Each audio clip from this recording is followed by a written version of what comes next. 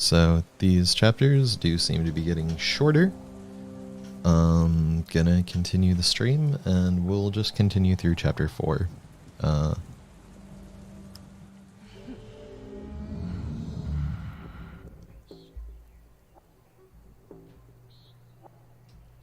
The morning smelled of the forest, fur, and strangers. I slowly opened my eyes. The warm space under the low-hanging branches of an old spruce tree was full of other people sleeping. Their muzzles rested on their paws.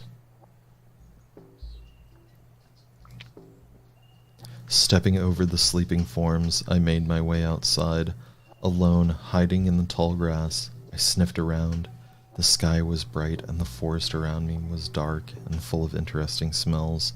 High in the trees, birds yelled about status, sex, and violence.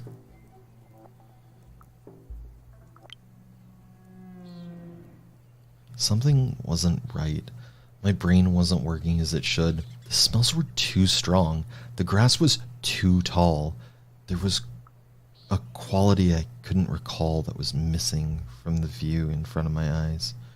A creature stirred in the bushes nearby, a tall dark silhouette, a strangely familiar smell. I tensed up and watched the human as they looked around. "Maya, there you are," they said when they noticed me. It was time to get out of there.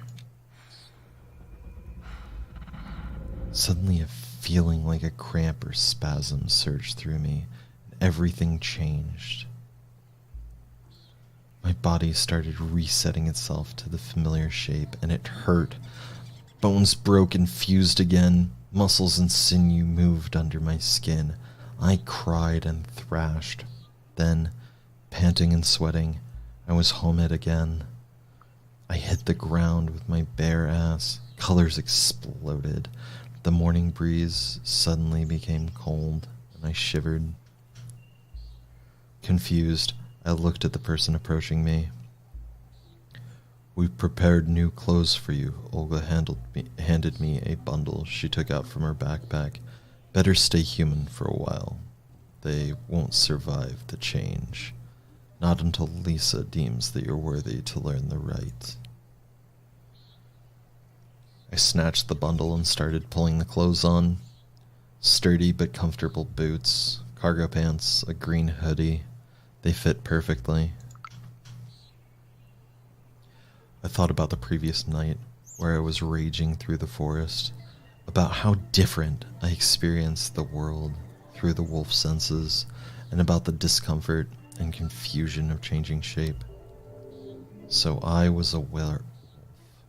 There was no denying it. I was no longer human.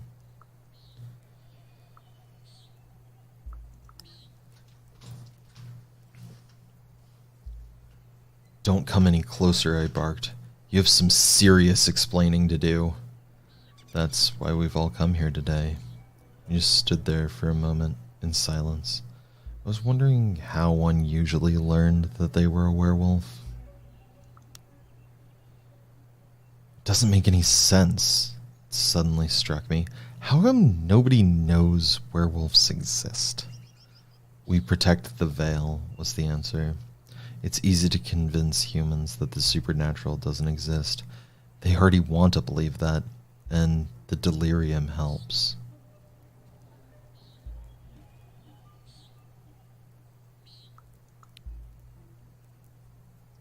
"You mean delirium is in the medical condition?" I asked, remembering something that I'd read about acute confusional states. I'll have to ask Pat for that, but the gist of it is that humans are incapable of remembering that they saw a Krynos. They panic, turn away, and instantly forget. Every time. Then I realized something important. At some point, the rest of the party had awoken and joined us. The clearing was full of wolves.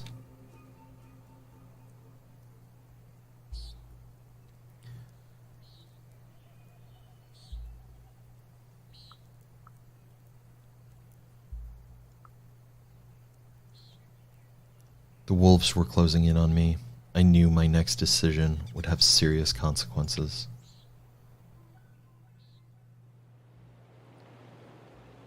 The headless body was heavy.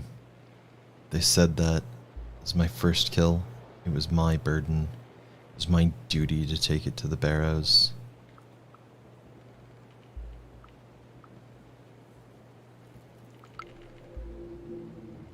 I got my shit together, lifted the corpse,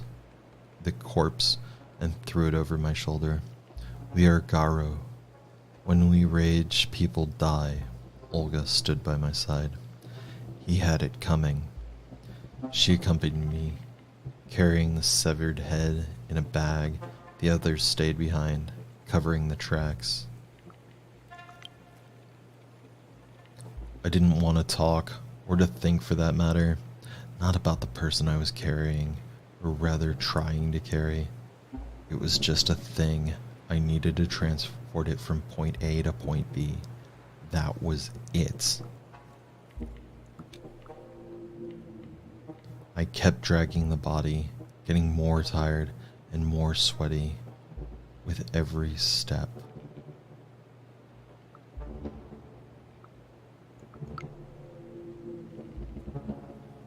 Suddenly, I understood. I realized I was in a state of flux. I could change shape the way I shifted my position when I ran, and there was so much beauty in it, in all the forms and possibilities, always fluctuating. If only I knew how to do this, and if I got just a little stronger, I'd easily handle the body.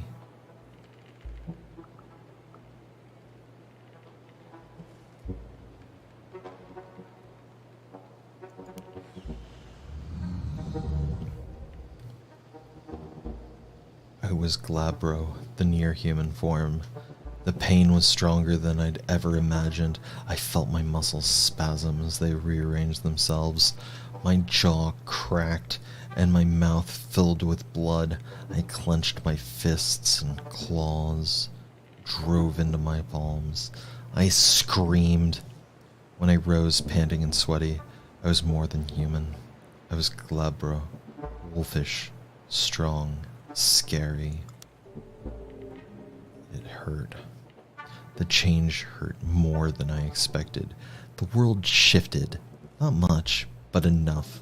I felt my teeth get sharper and my muscles stronger. I picked up the body. It was a lot lighter.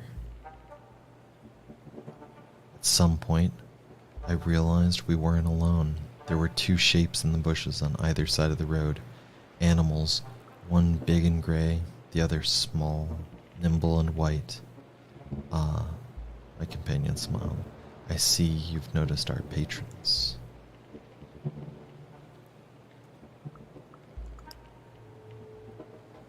I'm sorry, what now? Patrons? I asked. Yes, the spirits who help us fight our war. The two animals stopped in front of me, in the middle of the path.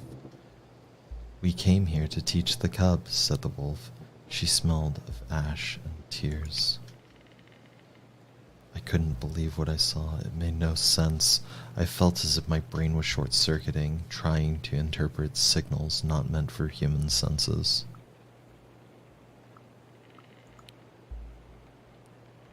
My eyes told me there was a wolf staring at me, but when I looked at it, I felt ash on my tongue. I heard a mourning howl so deep it reverberated in my bones, and I smelled fire. And when it talked, it was like the rustling of leaves formed words in my mind. But hallucinations are not. They just would not leave me alone. The weasel circled me, and before I knew it, I could feel small claws on my legs, then on my back, then on my arm. It smelled musk and electricity. Then it bit my ear. Get off of me, I yelled, trying to knock the weasel off my arm. Ooh, a feisty one. I like it. Its electronic voice echoed in my head. Enough, the wolf growled. Or at least, that's what my brain decided to hear. In the beginning, there was Gaia, aka Mother Earth, and she gave birth to a mighty breed of warriors. The weasel began. It sounded electronical, like a teenager reading a Wikipedia page over voice chat. They were called Garrow, that's werewolves in werewolfish, and their sole purpose was to protect Gaia. They failed, wailed the wolf.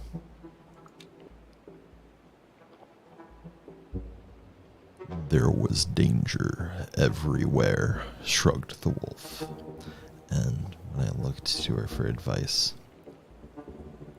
when the time began, Gaia released 3 primal forces upon the earth: the Weaver, the Willed, and the Worm.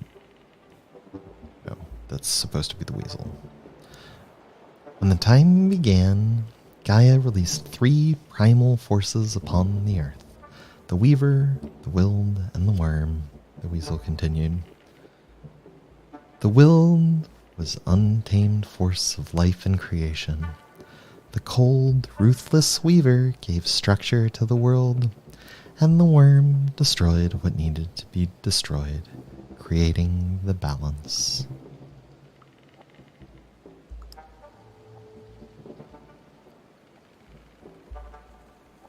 So, were werewolves creatures of the Weaver, I asked, enforcing order? They were Gaia's children, the wolf snarled. Born to herd and contain humans. I can see that something went wrong, I smiled wryly. The Weaver grew too ambitious and trapped the Worm within its lifeless web, the Weasel answered. Confirmed and denied, the Worm went slowly insane. Now Gaia is dying, choked by the Weaver and eaten alive by the Worm, wailed the wolf. And you must sometimes fight the Weaver, it said, with a sad voice. But usually you can reason with its servants. Then it turned and led the way. Didn't look much different from other parts of the forest, until you noticed the mounds, that is. There was something about the flattened hills that drew my attention. I could imagine them vividly when they were built, the tall, proud barrows, the dead decomposing underground, returning to the earth, feeding new life. The trees around us were the fingers of the dead, protruding from the ground. And then it happened. It was a feeling anchored in my chest, akin to the taste of ash in my mouth, and the smell of smoke, longing, sadness, resignation. A sense of sacredness. It filled me with a calm excitement, and when I closed my eyes, I saw a fire burning in the darkness. Olga kneeled near one of the mounds, put her hand on it, and whispered a few words. I saw the ground open slowly, like a mouth in the earth. I sighed. Let's do this.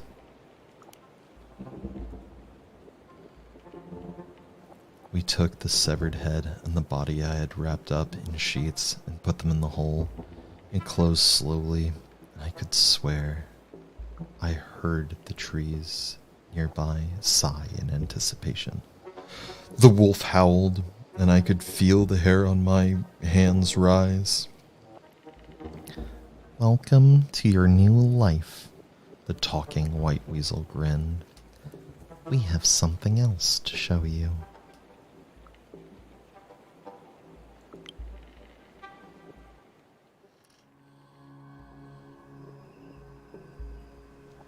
You're a cub, so you have special privileges, said the weasel, Kozhushka will grant you a vision. You must see to understand, said the wolf. Think carefully before you choose what to see.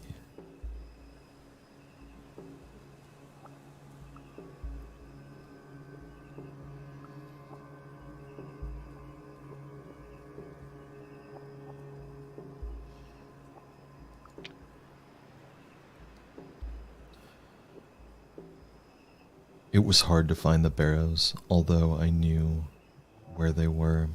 When I looked behind me, the path had disappeared. The forest was bigger than I imagined, and not easy to navigate. Dead trees blocked the paths trodden by animals. The dense undergrowth made it impossible to walk in a straight line, and soon I was lost. Soon I had enough of it. It snapped. I was Krynos, the war form. Pain hits me like a wrecking ball. Every bone in my body breaks and moves and resets. I roar in agony. Panting and growling, I rise and rise and rise. I am an 8-foot-tall killing machine. I rage through the forest. I only remember shapes and movements and branches slashing at my flanks. I jump from tree to tree. I tear through the undergrowth. I roar. I hunt for the smell of ash and old bone and wet stones. And then I am empty and I fall where I stand.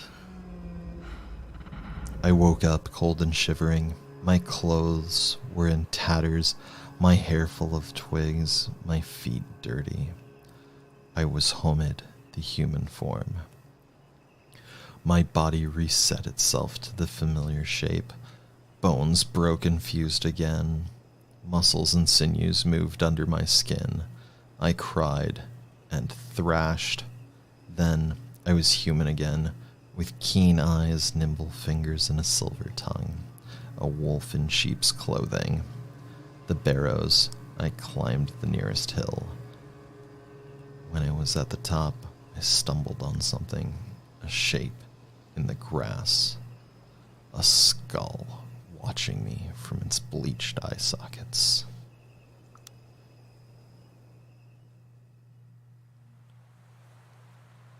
There is a swirl. It starts deep within me, and then it expands. Everything is motion. There is no center anymore. There's a bird flying higher and higher until it sees a group of houses in a clearing. There is a wolf, her howl like a keen. The houses are mere huts. There is almost nothing that protects the people from the forest. Their clothes are rags, their feet are bare. Their hair and long beards are unkempt. There are wolf cubs, then there is blood. Then the howling begins, the mournful, blood-curdling keen of a mother who has lost her children. Watch, whispers the voice in my head. Watch and remember. But I cannot just stand by and watch. I want to act. Those cubs had no protector, but I can save others. The forest wakes up, erupts with rage, and powerful furred bodies surge through the trees towards the village. The humans try to escape. They scream and beg for mercy. They try to protect themselves with fire. The Garrow rise up, their talons red with blood, their eyes glazed with fury, and the fire is yanked from the hands of the villagers. The houses start to burn. The keening turns into a howl of joy.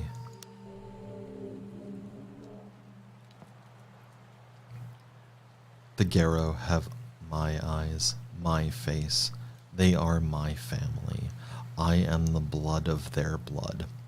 I am part of the story from the very beginning. And then it starts again. The humans return. They rebuild the village, this time stronger and better protected. The keening begins once more. Then we, the Garrow, come down on them like wolves on the fold. And again, new villages, new fires, more blood.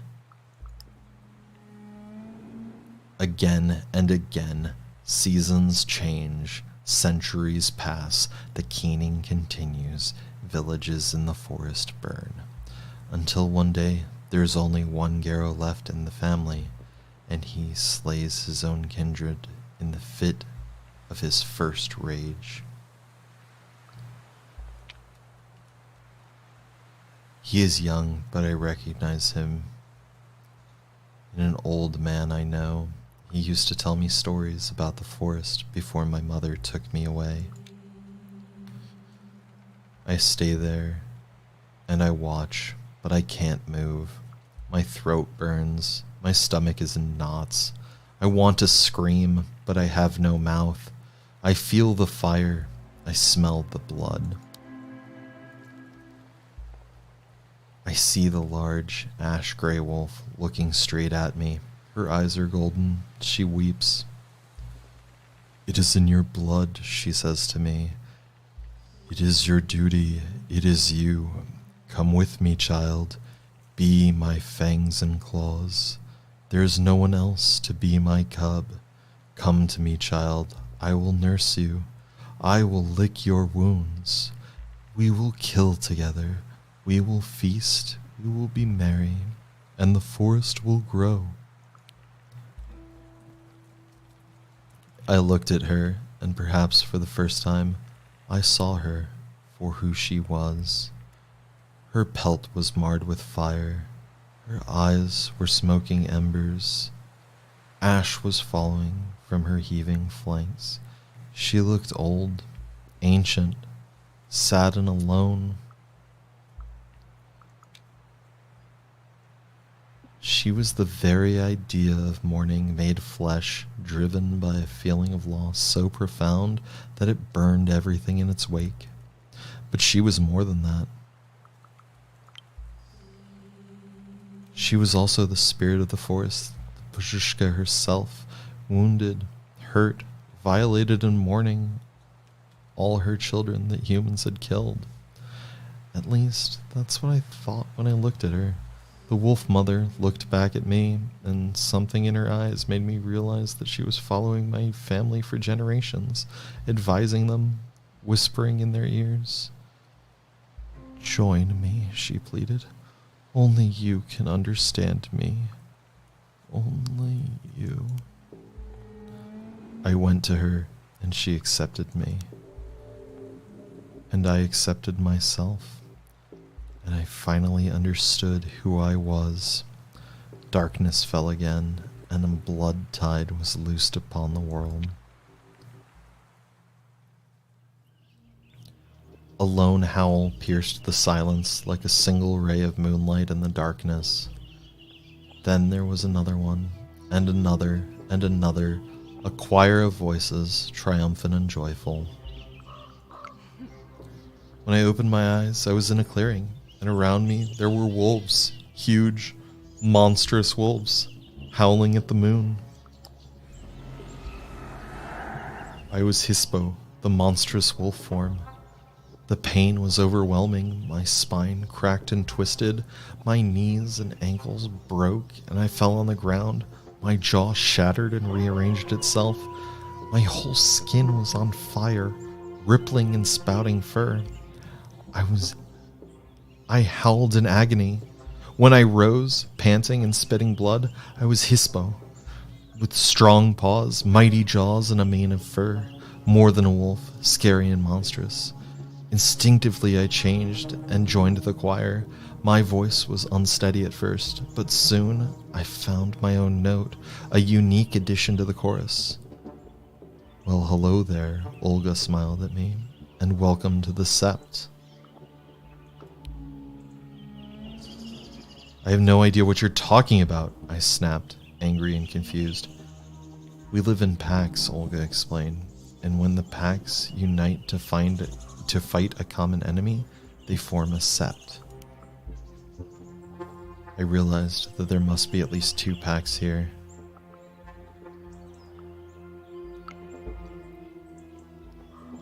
Three of the monstrous wolves changed. Olga and Lisa stood up, human-looking again. Their clothes rumpled. A yellow-eyed wolf by their side turned out to be Daniel. "We are the pack of the mourning wolf mother," said Olga. They smelled of ash and tears, and for a moment I saw the wolf spirit among them.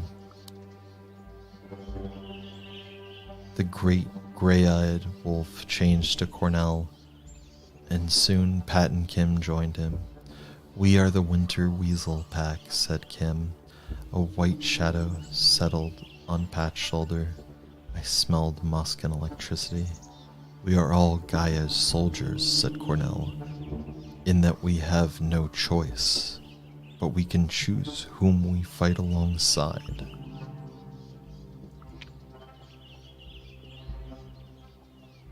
"If there's war, who's the enemy?" I asked. "Jimmy." The word Daniel said sounded like Jimmy and reeked of decay and burning oil. "The worm, destruction," Olga translated. "Corruption, pollution, a cancerous disease devouring reality."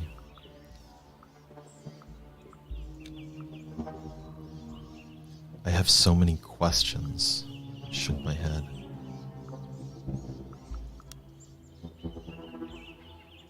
"Why did I hear the moon whispering to me?" I asked. "Luna gave us rage. That's why she's important. And that's why you'll never be able to touch silver again."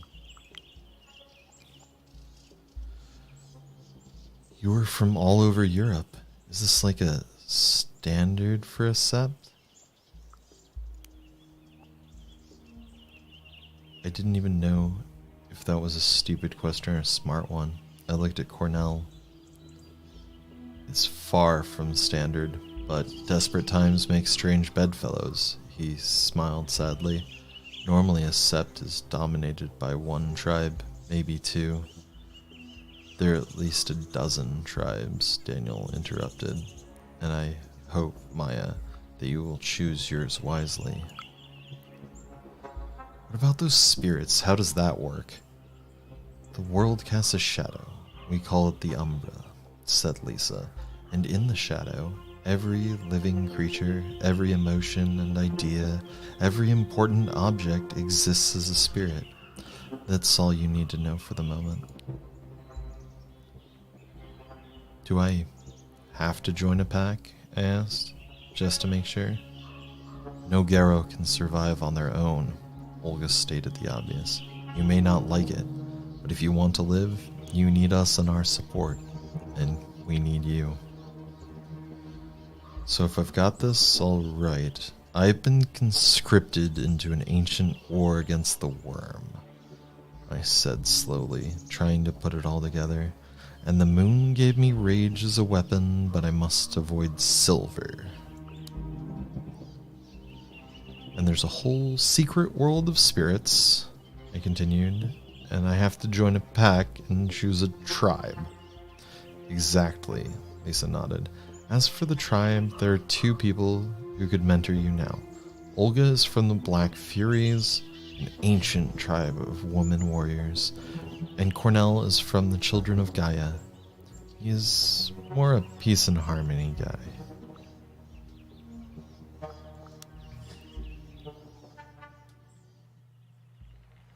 "Hey, what about my family's tribe?"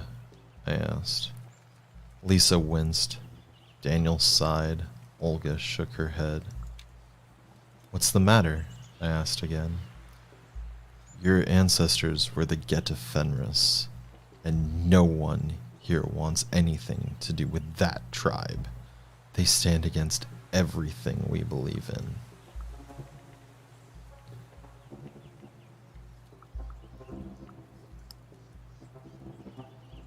"They surely aren't that bad," I asked. "Are they?" Get of Fenris are the most radical Garo supremacists that have ever marred the face of the earth, Kim scoffed. Like legit fascist werewolves. Some of them literally worked for Hitler.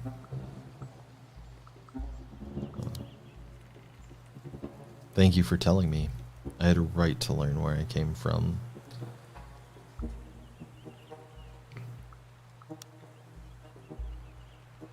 I wanted to learn more about the tribes and find an option that would really resonate with who I was.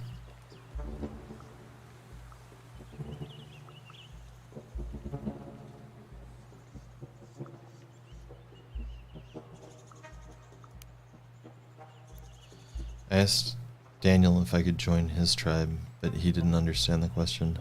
I'm a red talon, he said, as if that explained everything.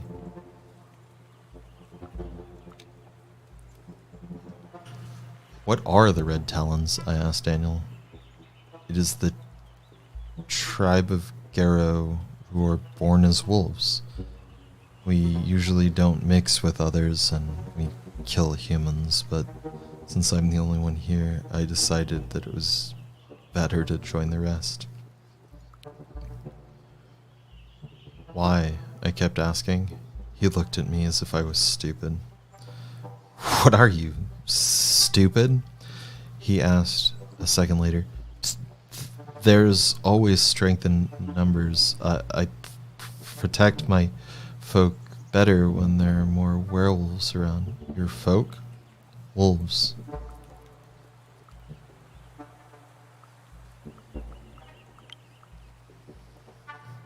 Thanks. That was all I wanted from him.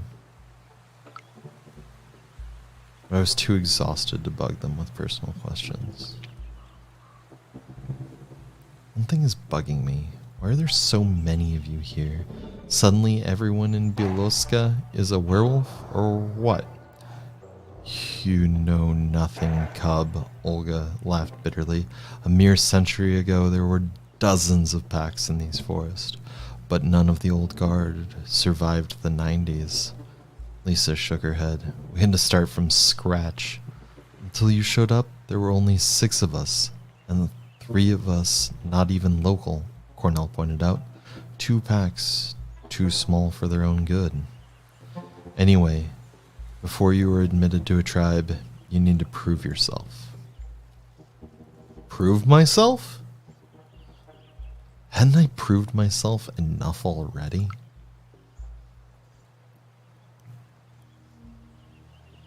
You went through your first change, Pat said.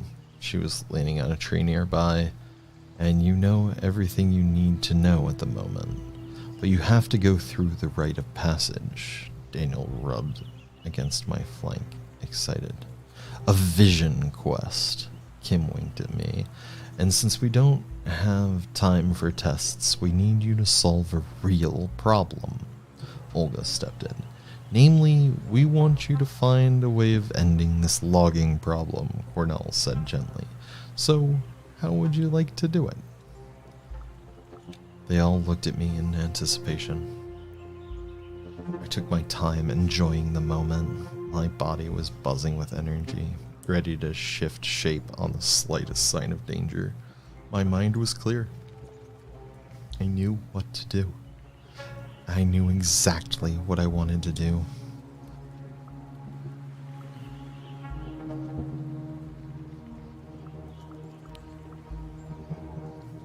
We have to cripple the logging operation. I say, let's destroy their equipment. Never mind the loggers, Kim made a dismissive gesture with her hand.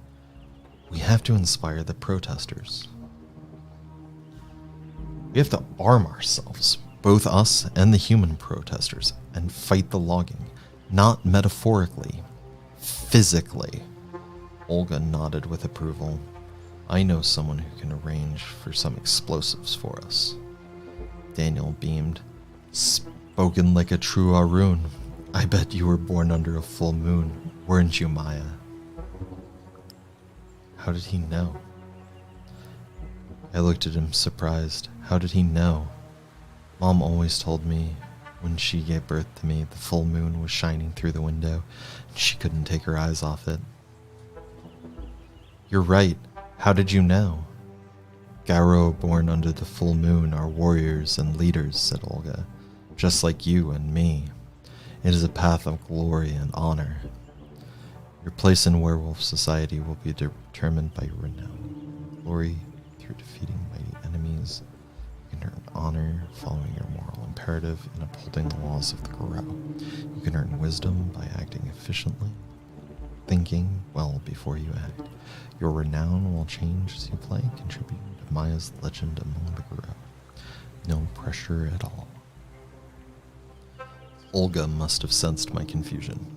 Come on, we have a lot to discuss. She patted my shoulder. And we have to find your phone and wallet. I nodded and followed her. I had to tie up loose ends in my old life.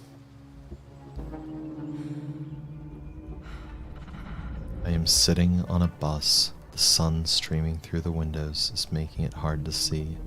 The narrow road cuts through a dense old forest. I remembered doing something important, walking among the trees, looking for something, losing something I loved, gaining something unwanted. But then I am fully awake and the memories scatter away. We're almost there, Anya said. I did some searching.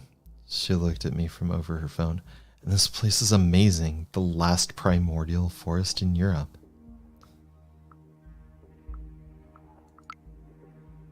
I know, right? I smile. I can't. I'm not able to finish, though. I start to cough.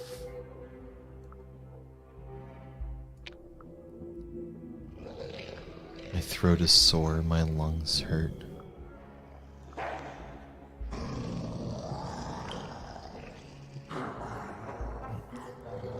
I hit the window and it moves, but it doesn't break. It's gray and dull, and some of it stays on my hand. The substance is sticky and makes my skin itch.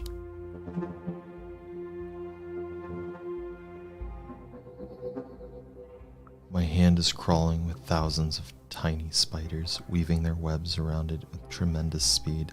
The whole bus is filled with them.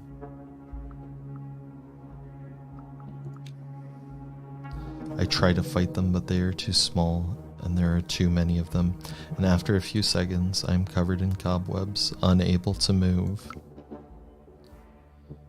I hear a hiss, and then slowly a long, dark, bloody shape comes out of Anya's eye socket, pushing the eye out. A black snake that reeks of rotten meat, acid, and oil. Don't fight, Maya. You're already mine, it says. Just like your grandpa. And then it kisses me.